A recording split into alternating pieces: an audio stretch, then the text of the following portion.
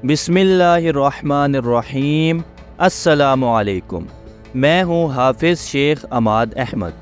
آپ دیکھ رہے ہیں اسلامک انفو۔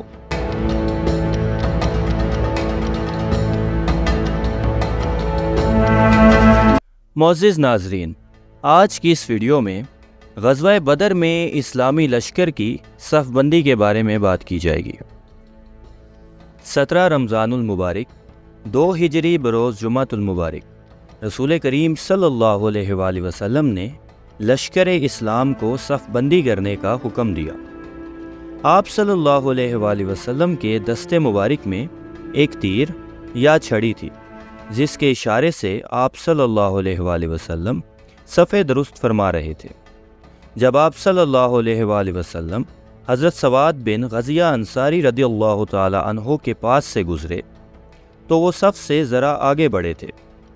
حضور صلی اللہ علیہ وآلہ وسلم نے ان کے پیٹ میں تیر چبوتے ہوئے فرمایا، اے سواد، سیدھے کھڑے ہو جاؤ۔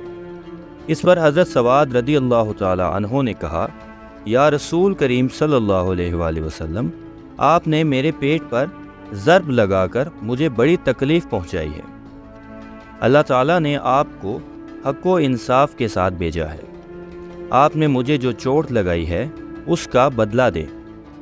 اس پر حضور نبی کریم صلی اللہ علیہ وآلہ وسلم نے اپنے شکم مبارک سے پیراہن شریف اٹھاتے ہوئے فرمایا، اے سواد، اپنا بدلہ لے لو۔ حضرت سواد رضی اللہ تعالی عنہ یہ سنتے ہی حضور نبی کریم صلی اللہ علیہ وآلہ وسلم سے لپٹ گئے اور شکم مبارک کو بوسہ دیا۔ اس پر حضور نبی کریم صلی اللہ علیہ وآلہ وسلم نے فرمایا، اے سواد، تمہیں اس پر کس بات نے ابارا ہے؟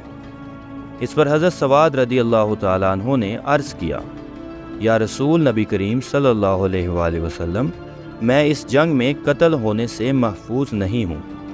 میں نے چاہا کہ اپنی زندگی کے آخری لمحات میں آپ صلی اللہ علیہ وآلہ وسلم کے بدن مبارک سے میرا جسم چھو جائے۔ یہ سن کر حضور نبی کریم صلی اللہ علیہ وآلہ وسلم نے ان کے حق میں دعا فرمائی۔